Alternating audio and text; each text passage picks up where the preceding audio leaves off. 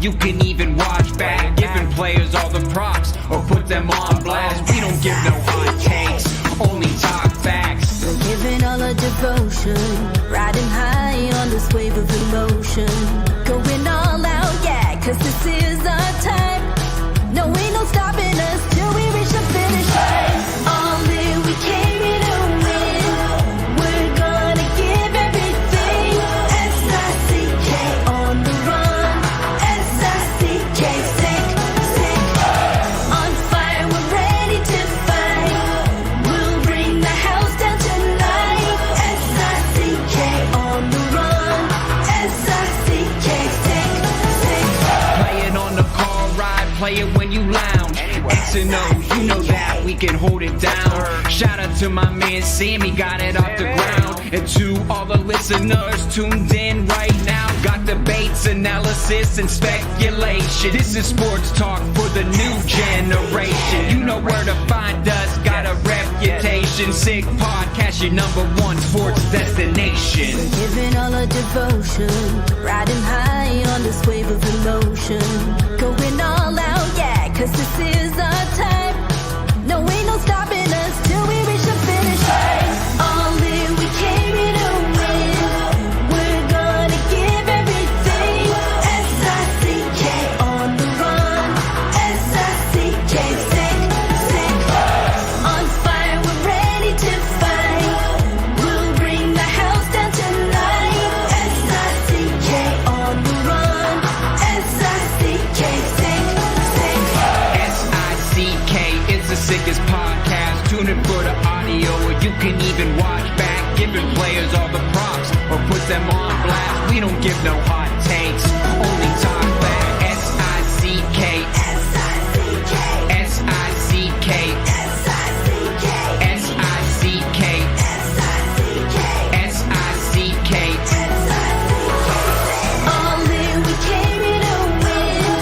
We're gonna give everything. S-I-C-K on the run. S-I-C-K, sick. S-I-C-K is the sickest podcast. Tune in for the audio, or you can even watch back. Giving players all the props or put them on blast. We don't give no hot takes, only talk facts. We're giving all our devotion, riding high on this wave of emotion. Going all out, yeah, cause this is our time. No, ain't no stopping us till we reach the finish line. All in, we came here to win. We're gonna give everything. S-I-C-K on the run. S-I-C-K, sick. On fire, we're ready to fight. We'll bring the house down tonight. S-I-C-K on the run. S-I-C-K, sick. Play it on the car ride, play it when you lounge. X and O, you know that we can hold it down. Shout out to my man Sammy, got it off the ground. And to all the listeners tuned in right now, got debates, analysis, and speculation. This is sports talk for the new generation. You know where to find us, got a reputation. Sick podcast, your #1 sports destination. Giving all our devotion, riding high on this wave of emotion.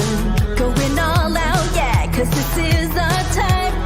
No, ain't no stopping us till we reach the finish line. All in, we came here to win. We're gonna give everything. S-I-C-K on the run. S-I-C-K, sick. On fire, we're ready to fight. We'll bring the house down tonight. S-I-C-K on the run. S-I-C-K, sick. S-I-C-K is the sickest podcast. Tune in for the audio, or you can even watch back. Giving players all the props or put them on blast. We don't give no hot takes, only talk back. S-I-C-K, S-I-C-K, S-I-C-K, S-I-C-K, S-I-C-K, S-I-C-K. Turn up your volume. Because you're about to listen to The Sick Podcast. The Eye Test with Pierre, McGuire, and Jimmy Murphy. The Stanley Cup winning Colorado Avalanche and after after 22 years. Raymond Mark! The sickest NHL podcast. Brought to you by TCS Customs and Logistics. Moving pieces, delivering peace of mind. It's gonna be sick. Good to stop Berezan. Here's Lemieux. The center penalty coming up. Look at Lemieux. Oh my heavens. What a goal. What a move. Lemieux. Oh baby. They're going to try here. Rushing to center and down the wing. It is Marchand. Scores. Marchand scores.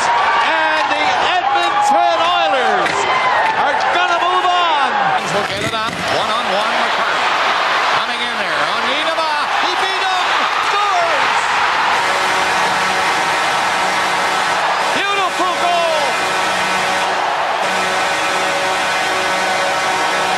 Pronger gets the zone. Pronger passes in. Oh, play by Korea. But what a play by Mario Lemieux to fake receiving the pass and allowing to roll into Korea. What a goal that was. It's a 1-1 tie. Shoots it across center and in. Joseph is out of the net. Gave it away. Centering pass. Shot missed the goal. And it's clear to center. Berezan in a race. Coming up there, Berezan. Here comes Thomas. Scores! Thomas scores! And the Leafs win this terrific hockey game. What a finish! Stuck. And now behind the net. Sundin jumps out in front. Leafs are all over the net there now. There's a chance at the line. Big shot by Carlin. Shoots right in. Scramble. Score! The Leafs have tied the game. And the place goes crazy.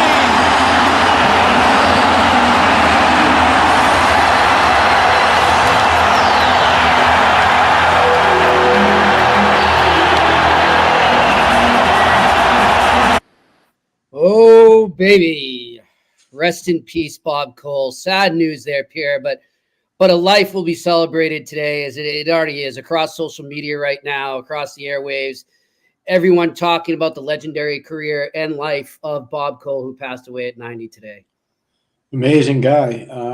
Not just a great broadcaster, he was a great athlete. He was an amazing curler. Won the Brier in Canada. I did not know that. Yeah, he kept that secret. He never should have. He was an amazing curler. He really was. He was so much fun to be around. He had so much passion. As much passion as you heard in those calls, that's actually how he lived his life. He was so proud to be a Maritimer, obviously from Newfoundland, and he was really loyal to the Newfoundland and to the Maritime people. Right. Just passion for hockey, passion for his craft. And, you think about the legendary names, Danny Gallivan, Dick Irvin, Foster Hewitt. Now you've got Doc Emmerich. And then you think about the next wave of elites, whether it's Chris Cuthbert, Gord Miller, Kenny Albert, the new ones coming through. So, to have had a chance to work around Bob and talk to him often, obviously a tough day, but a day to celebrate the greatness of what he did. He was an amazing broadcaster. Yeah, and of course he had some good ones from Mario that I know you're familiar with, huh? Yeah, the first one was against Minnesota, and when we got ready for that series, we made a tape about John Casey, and we call Kenny Rogers. We call him the Gambler. And if you watch some of that playoff in particular. Johnny Casey was running around all over it, so he was betting, I'm going to get that puck before somebody else does. Well, in the case of Mario, he never got there quick enough. The other one that was really good, I was working with Bob McKenzie, Gordon Miller, and myself at the O2 Olympics in Salt Lake City, and that's where Mario let the puck go through his feet so that Paul Correa could get it. It was the master art of deception. It was a phenomenal play. And I remember that. And I remember saying to Bob and Gord, like, Mario's been involved in a lot of great plays. I'm not sure too many of them were that great or that creative compared to this one. Like, that was spectacular. What an ability, though, by these great announcers like Bob Cole or Doc Emmerich, who we've been blessed to have on this podcast. Even if you would turn a TV off, or, God forbid you don't have your sight, you could still see the play. The good ones could always just paint the picture for you no matter what. they could take you into the moment. And it just felt like every time he was calling a game, you were in that moment. No matter where you were in the world, you were there with him. That's so well said, Jimmy. I agree with that. You know, I was fortunate. I got to hear Bob Cole. I got to hear Danny Gallivan. I got to hear Dick Irvin. I got to hear the legendary René Lecavalier in French growing up in Montreal. He was an amazing broadcaster. You know, now Pierre Hood and Gord Miller and Chris, you know, we talk about the great announcers coming up. And, you know, the distinct quality of their voice is important. But what you said, the ability to paint the picture without having a picture, that's a gift. That's amazing. And Bob definitely had that gift. Bob Cole had that gift. That was one. I mean, that's one of my favorite things that got me into what I do, Pierre, was when I was a kid, just listening to games on the radio in bed, my parents thinking I'm asleep, you know, and just kind of put the little transistor up to my ear there and listening.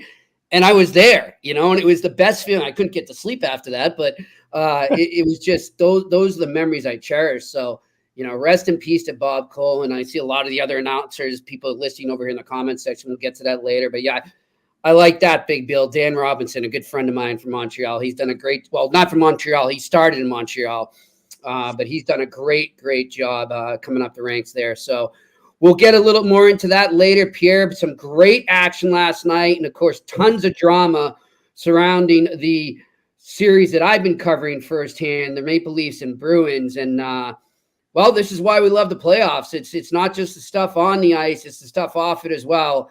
And the barbs are flying, so to speak, between the two coaches, from coaches to refs, from players to players. You're getting tons of sideshows going on right now, and this thing's really turned into a series. Pierre, just your thoughts on Game 3, the Boston Bruins taking it 4-2 over the Toronto Maple Leafs. I want to commend one person in particular, Joe Sacco. It was really important that the Bruins reestablished their matchup game. And it didn't have to be all 5 players, which is what they did in Game 1 to shut down, Austin Matthews and Domi and Bertuzzi. And they weren't able to do that as well in Game 2. But Joe Sacco did a great job in Game number 3, making sure the Bruins defensemen, especially Hampus Lindholm and Brandon Carlo, were out as much as possible against that threesome from Toronto that's caused so much trouble. Especially in Game 2. So Joe Sacco, a little quiet shout out to a coach who's a really good coach, but nobody pays attention to that job. And the only reason I did it. And it's not as easy as everybody thinks. Right. It's more of you're doing math on the bench. You're not just changing players. You're trying to calculate math, when possibly, and you get a feel for what the other bench is doing. And so it's not a perfect science, but if you're good at it, you can make it pretty darn perfect. So that's one shout out. The other thing, if I were Toronto's coach, I would make sure that whenever Brad Marchand's on the ice, I do not have Bertuzzi on the ice. Yeah, I would not. Yep. You're playing right into Brad's strength. Yeah, don't do that. Yeah, and Bertuzzi now it's pretty obvious. Listen, you can say whatever you want, and I like the kid. If I had a team, I'd want him part of my team. But he can't control himself right now. He's over the edge. And if you can't detect that, part of being a management person and a coach at this level, NHL level, is recognizing when there's a problem and addressing it right away. Yes, I agree. And we're already into Game 3 here. Yep. The problem hasn't been addressed yet. No. You could see it from the opening faceoff of Game 1 when Max Domi was slashing into the hands. And Marchand's just looking at him like. I know. So they were expecting him to bite. Yeah. But he didn't bite. No. Now, I also want to say one other thing, and then you go wherever you want. Yep. Okay. That was not a great officiated game last night. I agree. That was not. I agree. Both ways. Both ways. And somebody at the officiating office in Toronto, they make sure that doesn't happen again. If you're going to set the standard at one level, you maintain the standard. You don't start it at one level in the first period, switch it in the second, go back at the start of the third, and then switch it again at the end of the third. That doesn't work. And so what you do is you get mayhem, you get players who get really mad, you get fans that are like, what's going on? and the integrity of what was a great game, it was an amazing game, has the potential to get thrown out the window because of a lack of standard created by the officials. The refereeing has to be better than what it was in that game last night. Yeah, and look at, I mean, I try to convey this to people on social media, and I'm pretty sure that our listeners and viewers understand here that I am objective. So I'm going to tell you right now, that call at the end on Tavares, that was a joke. Like, how do you call that in that moment right there? And you know what? You know Charlie. You're a Boston guy, so you know Charlie better than anybody, and so you know how big Charlie is. You know how strong Charlie is. Exactly. And you know that Charlie went down pretty easy. Yeah. Like if you're an official in the NHL and you're actually out there skating with guys, you know the guys that have powerful strides, and you know the guys that don't. Exactly. And that was a bad call. But there were other ones. Look, it went both ways. That's what I'm saying. It was one in Pasternak. I forgot who it was, Pierre. Maybe you remember. Pasternak took a stick, I think it was like right around here, up high. Ref's looking right at him, no call. And then 2 seconds later, they call a penalty on the Bruins. And it's just Charlie McAvoy did too in the first period. Yeah. He got a stick right in the face. So there was no call. It was both ways. And I have no skin in the game. I don't care who wins or loses this. I got friends on both sides. And players that I like, managing people that I like, coaches that I like. I got friends on both sides. And I don't care who wins. I just want the best team to win. But we need – and I hate to do this because it shouldn't be part of it.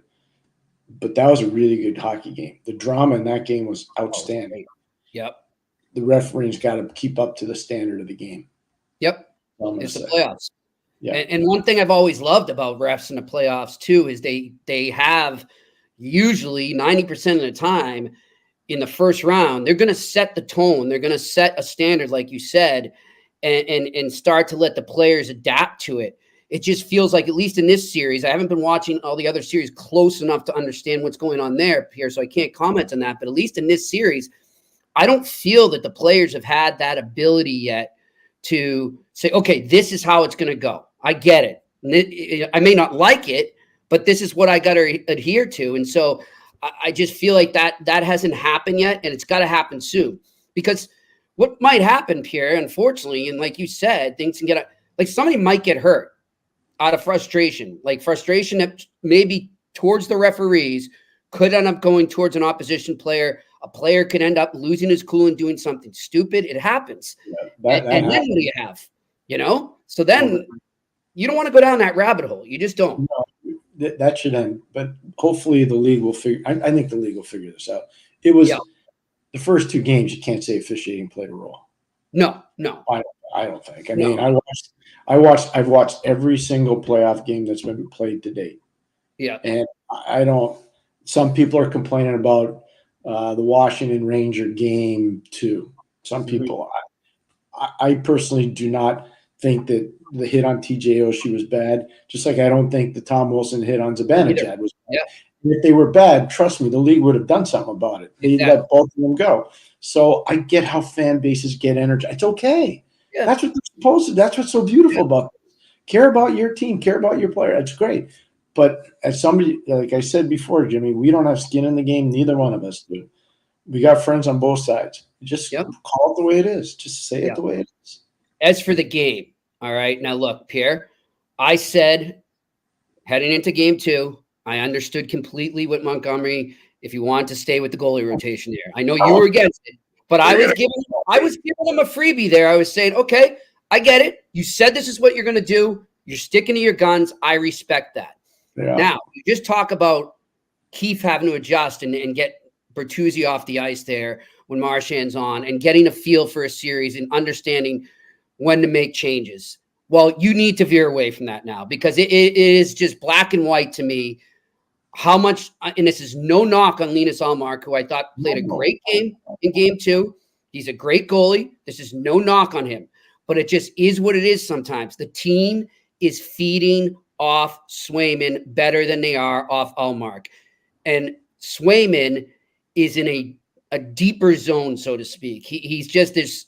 Sometimes you can tell when a goalie just has it and he's feeling it. he's in that zone, man. And you can't go away. You can't deny that right now. And plus, on top of that, Pierre, you now have 2 days off. So you can almost, if you're afraid from being a hypocrite and going away from your rotation, well, you can almost cop it out and say, well, hey, he got the rest. He got the rest we would have given him if we rotated. So we don't need to rotate this time. If you want to use it, I don't care how you phrase it to the media and the fans or what you want to say. But if you're Jim Montgomery, you need to have Jeremy Swayman in there.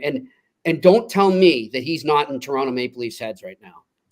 Well, I don't see. I'm not a big fan of that stuff, the in the head stuff. All right. All it takes is one shot. Not in Max Domi's head? All it takes is one shot by Austin Matthews into the back of the net, and all of a sudden that headspace is clear. Okay. Just I agree. So here's one thing I will tell you. You know what I thought after game 1? I told you that right on this show. Uh-huh. Stick with the hot hand. That's what I told you. So you made a really good point. There's an extra day, so the coach has an ability to utilize that as an excuse or a positive message. Yeah. Here's what I would say.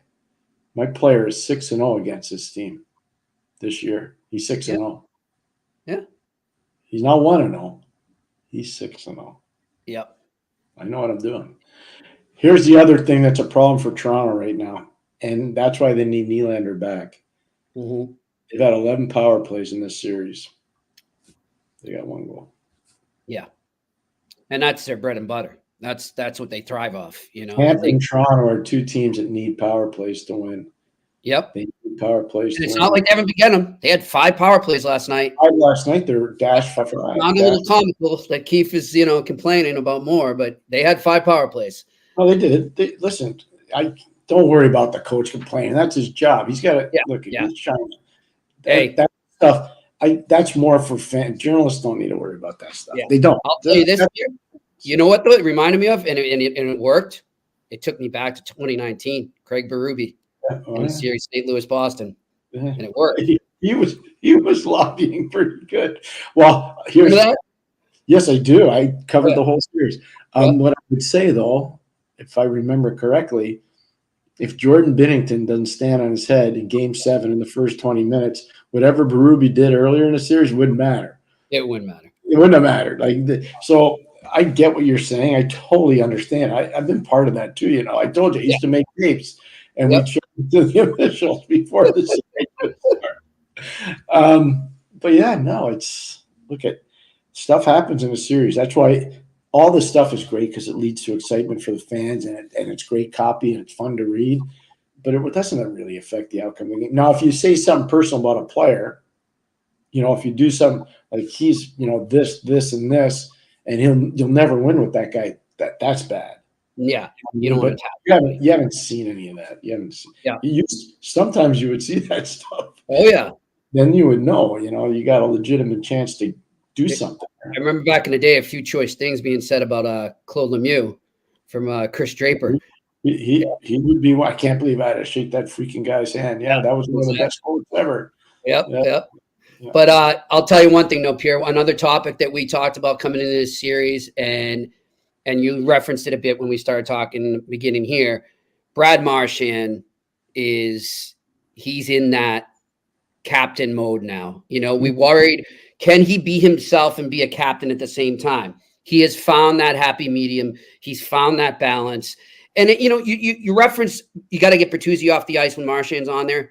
It's interesting, right? I mean, what's the age difference? Bertuzzi's what, 28? Marchand's 35. I see a lot of Marchand 7 years ago in Bertuzzi. Bertuzzi needs to learn a little more. He's not where Marchand is now. He hasn't taken all his cumulative lessons and misfires, so to speak, and learned from them yet, but he will. And it's almost like it's the Jedi out there with his with his student, and but I really compliment Marchand for the way he's handled himself and the way he put that team on his back last night. Pierre, did you see when he scored that goal?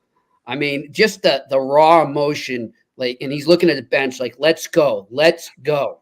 And he had to skate right by the Toronto bench, and the old Marchand 6 years ago, he would have popped off. Yep. He didn't even look at them. He went right to his bench. So this is a column for you. This is my challenge for you. Okay. My challenge to you is we always have coaching pedigrees and lines that coaches, good coaches, have always had mentors that taught them along the way. Brad Marchand's had amazing mentors. Oh, yeah. Your job, should you choose to accept, is to write a column about the people that have educated Brad over the years, whether it was teammates or coaches in junior, teammates or coaches in the American League, international hockey at the World Junior, the 2000 Summit series, Summit series between Canada and Russia. I was there doing it. 21 days in Russia we spent. So find out who the people are. And just one thing I can tell you, it will all lead to the upper part of it. Chara, Bergeron, Recchi, Claude Julien, Doug Jarvis. I'm just telling you, it would be the most fascinating display of how did this guy get from where he was, which was a maniac. He was a maniac. Yeah. To where he is now. Oh, yeah. You think he would lick Ryan Callahan's face now? No. No. Oh, my God. No chance.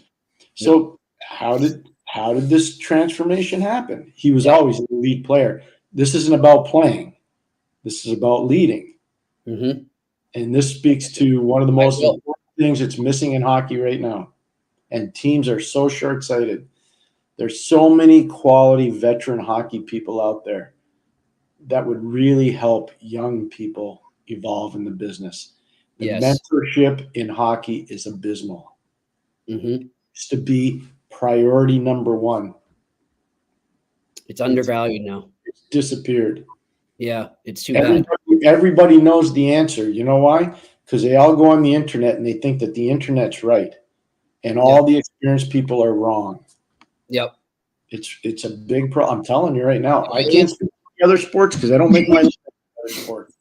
Yep. But I can't speak to hockey. I know when I broke in, and I know where it is now. Yep. It's not even close. I agree. Well, I will get on that. I think it's a great calm idea. The one problem is I'm going to need your help catching Zdeno Chara because he just keeps running all these marathons. What is his time? This guy's a maniac. Like, what's his time? He broke like 3:30 in London. I know. A week after he ran the Boston Marathon, he's running the London Marathon. Are you kidding me? I hope he got a first-class seat when he flew over. He needs about 2 of them, but it's just amazing. He is. Jimmy, can I just tell you what a great person he is? Yeah. So he's represented by Matt Cater, our good friend Matt Cater. Yeah. Yep. And after Marian Hossa got into the Hockey Hall of Fame, I called Matt and I said, I really need Big Z's number. Actually, before he got in, I said, I need Big Z's number. And so I texted Zdeno, and he got right back to me, and he sent me Marian's number. And I just wanted to have it in case Marian got in. But the way he presented it, like he didn't just send the number. He presented what an awesome person Marian Hossa is. Wow. It was an amazing, I think I probably have it somewhere. The note that he sent was so amazingly professional. Yeah. It was so hard. You could tell it was just heartfelt. It was really cool. Yeah. I didn't ask him for that. I just asked him for the contact. Yeah. It was great. And it's amazing, and I know people don't know always about this stuff, but how active he still is in this community. He didn't have to stay. He didn't have to do everything he does for charity around here and the hockey community. But he does, and that's just the person he is. So credit to him. So there's one more thing before we go, because you're talking about how kind he is.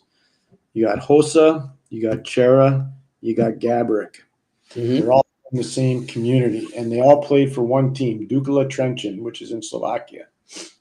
Those guys built a rink where they grew up playing. Oh, wow. No money from the government. They did it. Wow. Those guys did it. They didn't tell anybody. You didn't know, and you're an ace reporter. Yep. I'm telling you, they did it. And they don't tell anybody this stuff.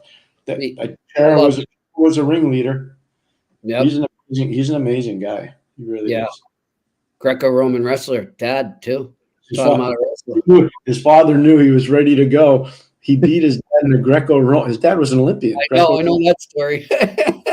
Beat his dad in a Greco-Roman wrestling match, Wow. and the dad said, "Okay, you can go to Prince George now. Yeah, okay, you're right. You can leave now." Oh, It's pretty funny, Pierre. I remember yesterday. I apologize. I forget the name. The person who said complimented me for the job I do and asked about my history in media. So, like I said, I started with the Islanders, Pierre, and that season when I was doing media relations with the Islanders, Chara was with the Islanders there. It was 2000, 2001. He had not been traded yet. And I just remember whatever. So I got to know him a bit then, and then we just sort of lost touch.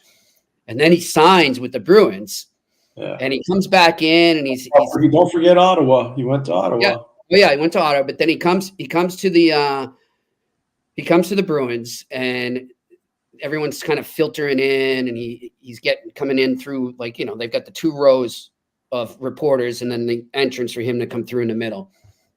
And he's kind of looking around, and he locks eyes with me. He goes, "Hey, Murph." Comes over, shakes my hand. "I remember you. How you been? Everything." And I couldn't believe it. He remembered me. And it had been like 5 years, but he remembers everyone. I seen him on the road when he goes into, security, different rinks, and he'll go up and he'll take 5 minutes and talk with the security guard or, what have you. He always takes the time to remember people and make them feel important. That's one thing I loved about him. The only time I ever saw him mad around the building, obviously on the ice, you see him get competitive and you can get mean. Mm-hmm. The only time I ever saw him really mad, I was there with Sam Flood and Doc. We were in Boston, and the Bruins had just traded Johnny Boychuk. Oh, yeah. Ooh, he was angry. Yeah. He didn't like that. No. That was one where he's like, "This, I don't like this." That was the end of Peter Chiarelli. Awesome. You could see he was angry. I was like, whoa. I think, that was that whole team was angry about that, Pierre. I mean, that was. He was the only one I saw at that time. Yeah. And it was like, yeah. And the other thing too, Pierre, look, and people can say they're going to, no matter what, you're not going to change people's opinions of what happened with Pacioretty and Chara. It was an unfortunate incident. I'm not going to get into, was it on purpose? Was it I'm not going to get into any of that right now. But I can tell you that hurt him. It did. That whole moment, because he's a good person and people don't realize that. And it hurt him. I think that people thought of him in a way like that he would actually try and hurt somebody that seriously. And I'll never forget that, just seeing that in him and seeing the emotion in him. And it wasn't like, he wasn't mad. He was hurt about the whole situation. And it took him a while to get over that, Pierre. I'll tell you that. I believe it. Yeah. So, all right, let's move on to the rest of the games here, Pierre. All right, look, remember the other day, I don't know if it was yesterday, 2 days ago, and you and I were both saying never underestimate the heart of a champion. Mm-hmm. Now, look, we were both on Dallas. I'm going to sit here and own that right now. And it's not over. The series is still not over. But, man. I don't know. They're in big trouble, though. They're in big trouble.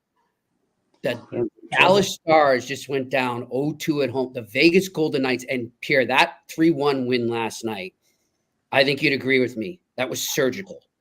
That was was Dallas didn't play as well as they did the first game. Mm-hmm. But the top guys for Vegas were good. Exactly. Jack Eichel was good. Marchand was good. Noah Hannafin was, it's one of the best games I've seen him play in a long time. First ever playoff goal. Isn't that crazy? I know, it is crazy. There were a lot of good, they were good. How about Hurdle? How's Hurdle? Is he good? Oh, yeah. How's that? Well, we'll get into his former team. Remember, Pierre, we have to talk about that. That's we'll get into that. I just want to go over these games quick because I do want to touch on that. Yeah. Hurdle. I mean, what did I say? Like it's almost like he was born to be on that team. Like it's just such a seamless fit. They're all big, often, they're right? Big, they're strong, they're hard on their sticks, they play a system. I mean, they're hard to now. To be fair to Dallas, they had more than enough chances. They're just not they're not finishing plays. They're just not finishing. They didn't finish in 1 and they didn't finish in 2. Now, you were around a team that lost 2 games on home ice and eventually went on to win the Stanley Cup. Yes. You know, you were with the Bruins in 2011. Montreal. And so we went into Montreal and they won 2. And let's see what Pete DeBoer can do with his group. All they got to do is win 1 game. Yep. Make it a series. Win 1 game. If they can win 2, you know, then it's back to normal. Yeah. You just got to win 1 game. And look, I think it can be done. I'm not ruling them out. However, they're a really good road team, Jimmy. Like, they're one of the top 3 road teams in the NHL. They're a really, really good road team. Yeah. It is crazy, though, and I'm not making excuses for them either. But just to think that an 8th seed is a defending Stanley Cup champion, that just shows you how good the West is, man. And Like, wow. you also know, and we've talked about this on the eye test, they were dealing with a rash of injuries this year. Oh my gosh. From goal to defense to forwards and disjointed lineups. And Job by Cassidy and staff. Yeah, no, they did a good job. They did a good job. Yeah. I was watching Johnny Stevens on the bench last night. I was too. I thought of you when they were honing in on him. Yeah. They were assistant, you know, obviously in Dallas, and you know, things didn't work out well in Dallas for Johnny. I'm a big fan of Johnny. I had the privilege of coaching John. Brought him up from American Hockey League. He was a great player and very cerebral, smart player, steady defenseman. You could always count on him, but he was so easy to coach. He was a great, great guy to have around. I saw him on the bench after one of the goals. I was like, oh, way to go, Johnny. That's good. I'm so happy for you. I've never heard a bad thing about him. Everyone I talk to that's ever he's a true Maritimer, a great guy. And Johnny. He's a hockey man's man. Hockey guy. He's a hockey guy, So that was something. They're down 2-0, Pierre. And then your guy, you said it. If they have any chance, it's going to be Mr. Kopitar. I mean, I can't believe that they get. So here's what bothered me about that game. And like I watch close. So there are 2 things that irked me in that game. If I were an Edmonton management or coaching person, too many easy minutes for Anse and too many easy minutes for Drew Doughty. Mm-hmm. So there's a perfect example. And if you don't believe me, go watch the tape. Just before Drew Doughty scores his goal, which is a massive goal in the game because Edmonton's starting to come, Warren Fogle, who I really think is a good player and a useful, really good depth player for a team, he's got a chance to put Doughty in hard, Jimmy, like hard. Yep. Not dirty, but put him in hard. He misses. He goes for the hit, but he misses. This shows you how smart Doughty is. He jumps right by him. I can't believe it was never brought up. Yeah. He blows right by him. And now that's 200 feet away from the opposition goal. Mm-hmm. And he goes up there and eventually scores. And everybody in Edmonton, all their forwards, they're chasing, including Fogle. They can't catch up. Too many easy minutes for Doughty and too many easy minutes for Kopitar. And now they're 1-1 going back to LA. Yeah. They got to adjust that, Edmonton. And if they don't, then they're going to have a big series on their hands. Big series. I agree. And again, we talk about hearts of champions, Kopitar and Doughty. Pierre, I think back, I don't know, I'm thinking like 3 or 4 years ago, people were questioning Doughty. Why? I don't know. But there were people out there saying, no, he's at the tail end, blah, blah, blah. They don't watch the games. I just don't. You know what's so cool about what I did for so long? Traveling around and doing World Junior or Olympics and being around, like when you're traveling, you're with the group. Oh, yeah. Yeah. And you see the characteristics that are strong. You see the characteristics that aren't so strong. And you see the guys that are really good teammates. And you see the guys that maybe aren't such good teammates. Mm-hmm. Drew Doughty's a winner, man. He is a champion. He's a proud guy. Just like you saw that when he was a kid, too. Oh, fudge. Couldn't believe it. Like, I remember, and people got mad at me. I said, look, this guy's a right-hand shot. I get it. I get the whole deal. But he's like Denny Pot. He's a combination of Denny Potvin and Raymond Bourque because of his body type, the way he was built, and the way he played. And people get all angry and upset. I can tell you right now, like Drew Doughty, he's going to end up in the same place that Denny Potvin ended up in the Hall of Fame, in the same place that Raymond Bourque ended up. Yep. He's going to end up in the same place. He is. I'll never forget. People were angry. I was saying that when we were over in Russia. I was like, I've never seen a guy that's so much like 2 great players, so I revere so much. You know? You know who's a big fan of Drew Doughty? And I'll never forget when he came into the league. The first time I interviewed him, I said, so you always ask kids when they're coming in the league, who are some of the guys you emulate, you look up to? Charlie McAvoy. First, just right out of his mouth, right away. And he starts going on and on. This is what I love about him. This is what he does. This is what he does. And then, so I don't know. I think it was maybe not this year. It was last season. They were getting ready to play the Kings. And I went up to him and I said, you remember when I said that to you? He says, yep.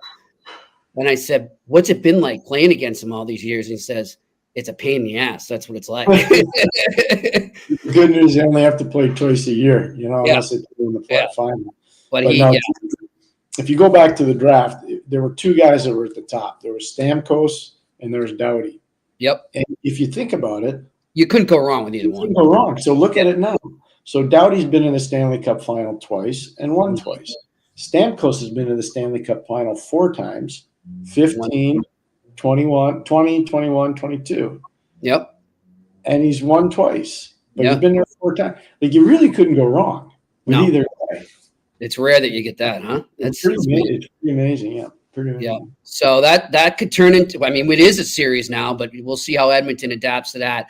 All right, Pierre. So I'm driving yesterday, and I'm heading down to see my daughter, and I get a call from you. And I said, let me call you right back. And I call you back, and you say, you won't believe this. The Sharks just fired David Quinn. And no, I didn't believe you. And I think a lot of people right now across the hockey world are in disbelief right now. And you can say whatever you want, Pierre. I'm just going to get this right off my chest. Go ahead. And I know you're going to echo, and you said it. We both agreed. And I get a coach. I know this famous saying, a coach is always going to be fired. That's part of the job, and it's going to happen. But this was one of the most unfair firings I've witnessed in a long time. And I just think right now that organization should be ashamed of itself, to be quite honest. This is not on him. You set him up to fail, and then you get rid of him. I'm baffled, just absolutely baffled. But then again, these Sharks fans, Pierre, tried to tell us, hey, this rebuild's on the great path right now. Well, how's that path feeling right now? That's all I want to know. Yeah, no, that's okay. And I love your passion. I'm sorry. No, I think your passion is merited. So here's what I'm going to say. I've known David since 1985. I worked with him at many different hockey venues over the course of my coaching career and when he was starting out as a coach. I've talked to him a ton over the years. I'm a big fan. So I'm going to say that right away. Yesterday when I texted him, as soon as I heard that it had happened, he texted me right back. Mm-hmm. And he was a gentleman throughout everything he said. Yep. He just said, I'll be back in Boston May the 2nd, and I look forward to golfing with you. And I said, right back at you. I can't wait to do it. There was not one negative thing said. Okay, just so you understand. Because that's how David Quinn lives his life. So what you said is appropriate because he's not going to say it. Yeah. What I'm going to say is, if you went into a rebuild as a management person and you know the coach and you hired him to be the point person for your rebuild, you better be careful if you fire a coach after 2 years. Mm-hmm. Because if the next one doesn't work out for you, you might be going out with him. Yep. You might be going out with him. Rebuilds, and I've told you this many times, and that's why it's going to work in Montreal. This is for our Montreal people. That's why it's going to work in Montreal. Jeff Molson, Jeff Gorton, Kent Hughes, Marty St. Louis are all singing. All of them are singing from the same songbook. And that's why I'm so comfortable in saying Montreal's rebuild will work. Yep. I'm not comfortable, and I've said it on the show, that the San Jose rebuild is going as well as they want you to believe. And yesterday, forget their record. I'll use what their management has said. It wasn't about the record. Okay, I'll take your word for it. What about the message that you just sent to all the players that are still there? Mm-hmm. What's that message? I don't think You're blaming him for the players that you gave him? The trades that you made? I don't know. Yeah. just very interesting. But what I am interested in as well, Pierre, is what might happen next there. I mean, you're in a rebuild, right? So you would think you want to bring in, I don't know, a developmental type coach, a guy that's good at that, right? I don't know. I don't know, because like you said, what is their direction right now? That's why it's hard for me to figure. I'm thinking all these coaches' names that are out there, but I'm like, well, I don't know. I don't know what they're looking for. And I didn't get it from what they said. Like what Mike said, I didn't see that conveyed at all. Take the top echelon of coaches. Mm-hmm. Do you really think that they're going to choose San Jose? Yeah. If they have other opportunities, and there's an opportunity in Ottawa with a way better roster, same taxation, by the way, as California, and same probably maybe cheaper cost of living. So money's not going to be an issue. St. Louis can have a job opening. You know, we haven't seen what's happened in the first round with some of these other teams. Columbus, who knows? Yep. They bring it, and that's not on Pascal Vincent. I'm not saying. No, we're just saying what could be open. Yeah. Manager, something could happen. Yep. Nobody knows. Seattle's still up in the air. New Jersey.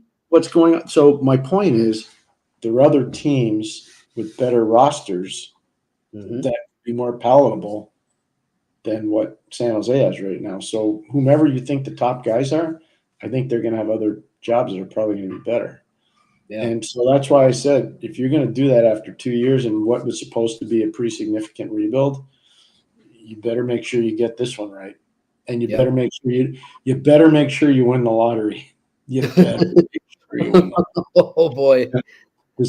I will say this for San Jose fans, I mean this sincerely. If you get Macklin Celebrini and you have Will Smith coming, your life has changed. Mm-hmm. Your life has changed as a franchise, because both those guys are going to make a big difference. They're really good players. They will. They're good players, and they're character guys. So so we want to be positive. That's a positive. That's a positive. That's a big positive. But you want to have everything else in place. And you know what else too? You talk about the Montreal crew singing from the same songbook, Pierre. Yeah. The one thing I love about that too, and you'll know this because they're sincere. They literally are. I mean, every team is going to make you to believe that they're all on the same page, right? That's their job, to kind of convey that message. But you can just tell, you can just see it in everything that they do, everything that they agree. It's sincere. And yeah, so teams should be taking notice on what they're doing right now. If they're going into a rebuild, watch what that organization is doing right now. Watch the Montreal Canadiens, because that's how you want to do it. So we had Kent Hughes on this show, and about a month and a half later, we had Jeff Gorton on this show. Mm-hmm. There was no double interview. One was one time, one was at another time. Yep. They both said virtually the same things about where their team was. Yep. They didn't rehearse. They didn't call one another up. No.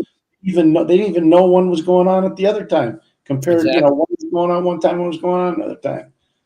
And if you were to do Marty St. Louis and interview him, or Jeff Molson interview him, tell you the same thing. Yeah. They're I'm telling you, that's the biggest part.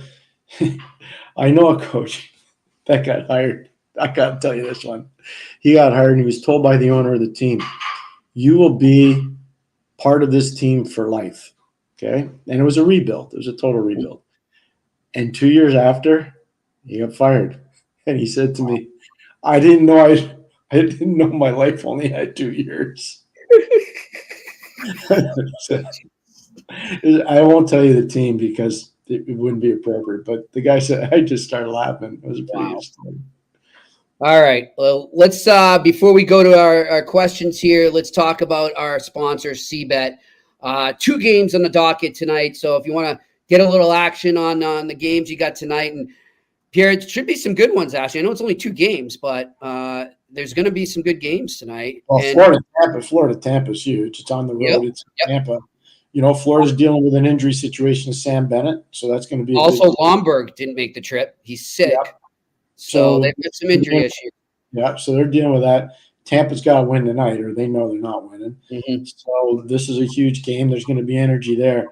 And then you look at Carolina Islanders. Last call for the Islanders. Like, they got to get it tonight, or they're not. But they're at home. They tend to be a different team when they're at home. Ollie Sorokin's in. Yep. They'll have the last change, so they'll get the matchup they want. Because you got to do, as much as we talk about what's going on with Byfield and Kopitar and Kempe in LA, and you got to have a matchup on those guys, it's the same thing when you play Carolina. When you play Carolina, it's really important that you shut down Gensel, Aho, and whether it's Svechnikov or whomever is playing there. Right. On the wing, it doesn't matter. You got to make sure that Aho and Gensel are stabilized, and they'll be able to do that. I got to think Pulock and Pelech will get a lot of minutes with probably J.G. Pajot's line against that top line for Carolina. That's going to be a big part of this game 3 tonight. Big part. All right. So if you are liking, maybe feeling that the home teams can bounce back, go over to CBET right now and look at the NHL action they got going on there. Also NBA, MLB, soccer, what have you. And then you make your first bet and you use the word sick, like you hear in our song when we come in, SICK. You will get $3,000 refunded Canadian on your first bet. So it's a win-win. Go over there right now, make a bet, and then you got a ton of credit to play with for the rest of the playoffs. You can't lose there. Well, you can lose, but you can come back nicely too. So go over to CBET right now. And then, of course, our other sponsor, TCS. And look, a lot of players, like we said, the free agent season's coming up. Trades are going to happen. Players are going to need to move. I hope if they're listening or watching right now, I hope they, like I tell our listeners and viewers, go to TCS Customs and Logistics, where you can unlock the full potential of your shipping operation with TCS Customs and Logistics. From around the corner to around the world, flatbeds to air freight, customs clearance to drawback consulting, TCS is a one-stop shop for all things transport, moving pieces and delivering peace of mind. For no obligation customs or freight quote, contact sickpodcast@shiptcs.com. Again, that's sickpodcast@shiptcs.com. All right, let's go to our questions here. What do we got? Bilal Abdelmalik says, hey, Pierre and Jimmy, good afternoon. Same to you, my friend. Is Keith gone if the Leafs are out in the first round? I think there's a chance. I mean, things could change. I think the one thing, and Pierre brought this up when the move happened, remember Pelly, Pierre. I think there's a lot of evaluating going on right now. New eyes at the top. He's the new CEO of Maple Leaf Sports and Entertainment, which is a Goliath. It's mammoth. Mm-hmm. Keith is now in Ontario. He's actually in Toronto. He was in Boston for the games this past weekend. And so the answer is, Jimmy's right. I think there's going to be a lot of evaluation that's going to be going on with a lot of different people in Toronto. Exactly. All right, next question. 87 Eagles. Did you guys watch the under 18s today? I think I'm sold on Iserman. He got a Hattie today. He scores goals like Matthews in my eye test. If the Habs don't win the lottery and pick 5, who should they take? Pierre? I didn't see it, so I can't comment. I've been saying Iserman for a long time. I knew you had. That's where I went to. So I've been saying him for a long time because I think that's about where I think Canadians are probably draft 6 right in there. If they move up, that's great too. But I think Iserman will be there. A lot of people are thinking of Ginla too. But Iserman, all Iserman does is score. That's all he does. Like at the end of a game, he's not on defending. Yeah. If you got a 1-goal lead at the end of a period, he's not on the ice. Yeah. Unless it's an offensive zone faceoff. But he scores. And they need that. They need a game breaker like that. I know one team, and I know everybody's formula. It's funny, Jimmy. We talk about this. I read all these different reports about, the kid. Yeah. I don't think any of those people that are writing these reports have ever talked to him. It's probably 3rd or 4th hand intel and probably a lot of urban legend. I actually talked to the director of a scouting department about him. Uh-huh. He told me best interview they've had. Wow. Now, that contradicts all these rumors out there. Celebrini talking about where the guys would be in that position, the potential guys. He said he was the best guy they interviewed. So. Wow. There you go. All right. So we'll see what happens there. Next question. Donald Ray, if you guys are the Jets, would you be concerned with Connor Hellebuck's playoff numbers lately? Yes. Yes, Donald. It's lately, Donald. I've been concerned, as Jimmy knows. I said it on the show here. He hasn't ever won in the playoffs. And so now they're going to tell you in Winnipeg that the numbers are elite. Like his numbers, he's over 900 save percentage, his GAA's, below 3 and all that. They'll tell you all that stuff. But, you got to make the save. That he's got to make the save when it matters the most. Like the timely save matters. And we need to see that from him. We saw it in game 1, to his credit, in game 1, even though, it was a crazy game. Game 2, we didn't see that. No. I am concerned. He needs to step up. All right, next question. Jason Logan. Hey, gents, when the refs get back on the road between periods, do you think they will talk to a ref that's watching from the sidelines or on a call? It's a great question. So, Jason, what happens is after every game, and the league probably 10 to 12 years ago, the referees will get an email, and in the email will come from their supervisors, and in the email will be different plays that they liked that they called and different plays that they didn't like, or different situations from other games that guys did well or didn't do well, and they'll all get different evaluations after every game. It's a really smart system. I think it does a good job. Sometimes the game just gets crazy, and then the officiating gets a little crazy too. Yeah. I haven't seen terribly officiated games. I just didn't like the way the standard was started in last night's Bruins-Toronto game, Jimmy. The way it went in the second, and then the way it shifted back in the third. It was really a funky situation. So, but they do have a very good chain of command when it comes to communication, the officials. All right, next question. Brand new. Is this the last time Vegas gets away with the IR salary cap loophole? Well, there's not. It's what, 2026? 2 more years. Nothing's going to happen for 2 more years. So my advice to everybody out there, whether you like it or not, don't let it rub you so bad, because it's here for another 2 years. So there's nothing you can do about it. All the complaining in the world isn't going to change it. It is what it is. That's all it's. I don't know. I don't know. They won 1 cup. We'll see if they win another one. But, there have been a lot of teams that haven't done what they've done, and they've won the cup. Yeah. St. Louis did. St. Louis didn't do that. Boston didn't in 2011. Yeah. Pittsburgh in 16 and 17 didn't do it. They went back to back. Tampa didn't do it. They didn't do it. They went to the final 3 times in a row, 2021 and 22. People will try and say Kucherov. That was one. So fair point. Yep. Fair point. That's 1 time. But they went to the final 3 times. But no, that's a fair point. That's true. That's true. I don't want to hear about it anymore. I apologize. It's just like I think I agree that there are teams, like it gets manipulated a bit. But the other thing too is you still can't debate the job that Kelly McCrimmon's done putting a team together. He and George McPhee have done a great job, and they've had good coaches there. Whether it was Gallant, whether it was DeBoer, whether it was Cassidy, they've had real good coaching. They've had real good management. Their scouting staff's elite. Von Karpen does a great job with their amateur guys. Jimmy McKenzie does a great job with their pro guys. Like, they're a well-run organization. And Mr. Foley's an amazing owner. He just wants to win, and he lays it out there. I think the world of him. He's like Al Davis. Just win, baby. There you go. All right, next question. Force from the North. It's a good name. Something I've never understood. Maybe you guys can elaborate. Never understood why Chicago traded Doc. Young guy, high potential, usually a guy you want in a rebuild. That's a great question. I'm not in their minds, but I can see where you're coming from. Yeah, no, I agree. I think they were concerned about some injury stuff. And, he got hurt at the World Junior, and he'd been hurt also in Chicago. And then you see what happened in Montreal. So I think they were concerned about injuries. But no, I'm more of a Kirby Doc fan. Yeah. Pierre's he's going to be a big I difference think next he's going to help Montreal a lot, but you got to stay healthy. That's a big part of it.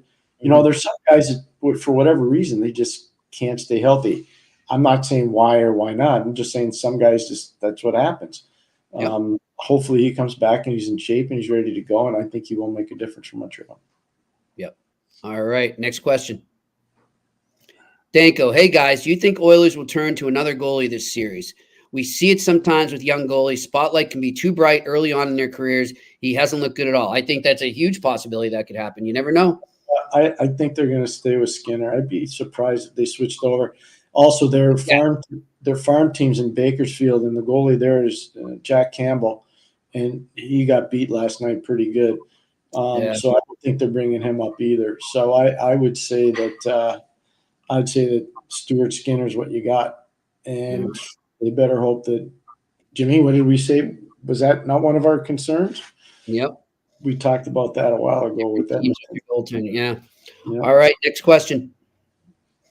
Vincent Royale. Hello, gentlemen. A few weeks ago, you mentioned that San Jose needs some young D. If you're making a trade, who would the Habs want from them for one of our D men? A Barron, a Harris. Will Smith. Will Smith. Yeah. That's what I want. I don't know what's going to happen to Mike Greer if he did that, but no, I don't know if there's a fit there. Yeah. I just don't think there's a fit. Yep. We'll see. Let me think about that one. I know they're get back to that as we get closer to the draft. We'll think about that. I know they're rostered pretty well. Yep. I don't know if there's a fit. We'll see. Depends how Montreal values those defensemen. You know, it really does. It depends how they value their defensemen. All right, next question. Alex Evanowski. What's up, Alex? Non-playoff question. What did you think of the Alex Vlasic contract? I remember him getting drafted with Doc in 2019. Good for him and good for Chicago. Completely agree. I like the kid a lot. Yeah. He's a quality player that you need. I like it. Good signing. Watch him play at BU. Watch him play with the development team. Good player, good range, good size. Going to keep getting better. Good contract. I think if Montreal's wise, they utilize that contract as a reference point on Caden Gooley coming out of it level. That's what I would do. And no, I think it's smart. It's a great question, by the way, by Evan. Once again, Evan is an amazingly astute hockey guy. Yep. But I would say that that's a very good contract for Chicago. All right. Next question. Donald Ray. Hey, guys, I was wondering if you guys see Rick Nash behind a GM become a GM in the NHL. I mean, he's going to have an opportunity to have a big voice in Columbus. He's work at the World Championships for Hockey Canada. So, yeah, obviously that's what he wants to do. He's a very popular person in Columbus. Columbus is a more fertile hockey market than people want to give it credit for. It's a very strong hockey market. And so I've known Rick a long time. I'm a big fan. I've seen him have some stupendous moments in his career and not so stupendous moments, which is when you've played a long time like he did, that's going to happen. But he was a very good teammate and a really good player for a long time. All right, next question. Zahal, do you guys think in Montreal this season Primo can steal the starting role from Montembeault after how much improvement he's shown this season? I don't think so. Yeah. The split will probably be 50-32, something like that. Yep. That's what I'm thinking too. I don't see it. See, I think what they're doing, they're both placeholders. They're placeholders for Jacob Fowler. Exactly. That's what they are. Yep. All right. Next. Bane's rebuild is really fully engaged, like on top of it. Fowler's ready, and those guys aren't going to beat Fowler out. Yep. I agree. All right, next question. Evan McLaren. Marchand's reaction to Domi at the opening face-off the series was cinematic. Great word there. A younger Marchand with 1,000% bit on that. The look he gave was Clint Eastwood grizzled veteran stuff. Well said, Evan. Well said. We completely agree. We talked about that earlier in the show. That's why if I were involved with Toronto right now, especially getting last change and going into Game 4, I'm not sure that I would want. I'd make Boston question where I'm going, and I would change up the matchup. I really would. I would make it up. I would change it up. The one thing I would say though, I can tell you right now, like McCabe's had a good series, Jimmy. McCabe's had a really good series for Toronto. And he's one of their guys in the back end that could smack you pretty good. I would say that would be part of my change in philosophy going into Game 4. All right. Just keep an eye on that. All right. Next question. Alex Ivanowski. Also, did you see Drew Doughty last night? He looked great. Yep, we already went over it, but it's such a crime. He only has one Norris, and some people have multiple ones. Aren't even close to the player he was in his prime. Completely 100% agree. We just talked about it. If you haven't seen Drew Doughty's goal from last night, go watch it. And Warren Fogel's a real good hockey player, and he knows his role.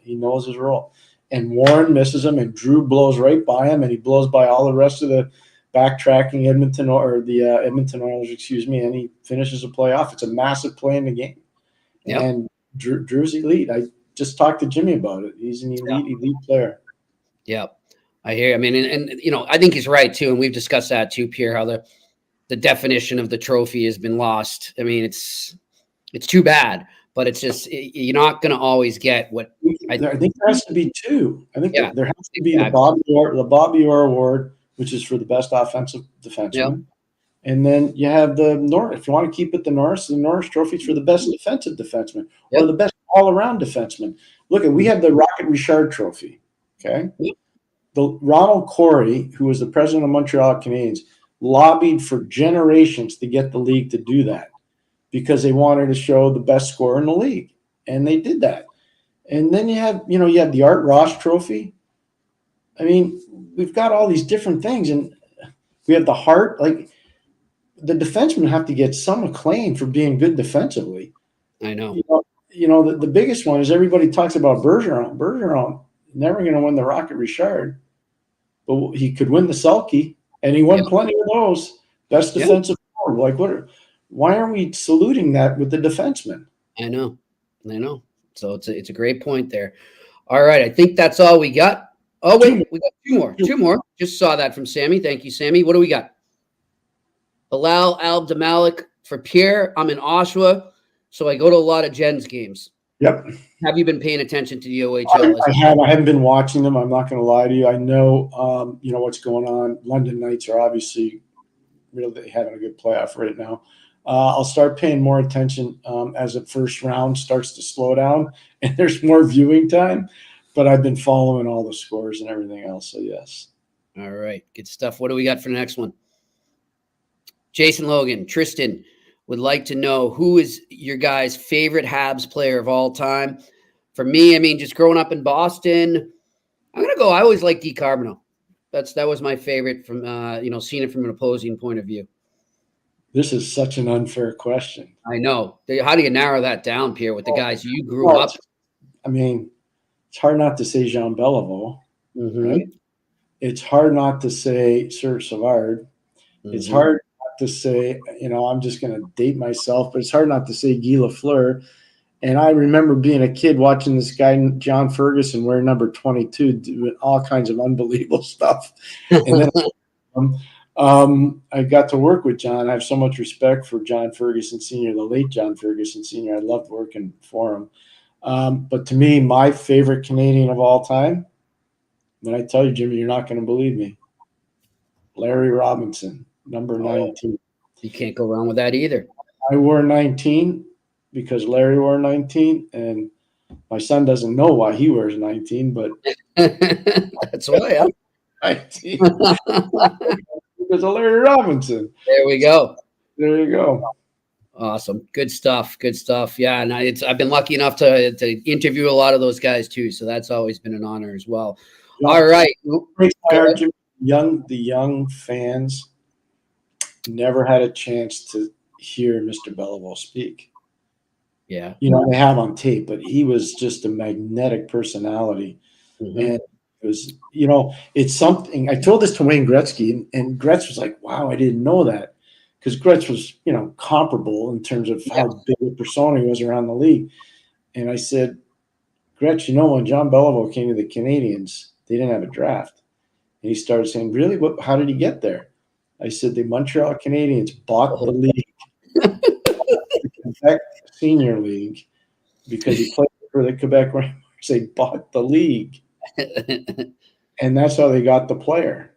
Yeah. Gretz didn't believe it. He was like, wow, I didn't know that. Can you imagine? Hey, I want Jimmy Murphy. I'm just going to buy your league now. No big deal. Yeah, I was there, Pierre. I was there when he passed away, and I think I've said it before in this podcast. The way the city mourned him was like something reserved for a president or a prime minister. it was unreal just to see what he meant to that city. It was something. It really was. Think about it in the league at the same time. You had Gordie Howe. That's right. In Detroit. Mm-hmm. You had John Beliveau in Montreal, and you had Dave Keon Sr. in Toronto. Like, that's hockey royalty. That's amazing hockey royalty. Really, it's amazing. There's some. They gained a lot of good hockey players on that team in heaven, and at the time there.